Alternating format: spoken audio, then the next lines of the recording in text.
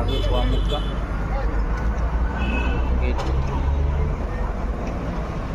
হাজু পোয়া মুক্কা গাইস, হাজু পোয়া মুক্কা এই রাস্তাটা। এই গাড়ি খাড়া করে শুয়েছি, তাম্বুল খাইবার লেগে আইলাম আর গেটের সামনে একটা ভিডিও বানাইলাম।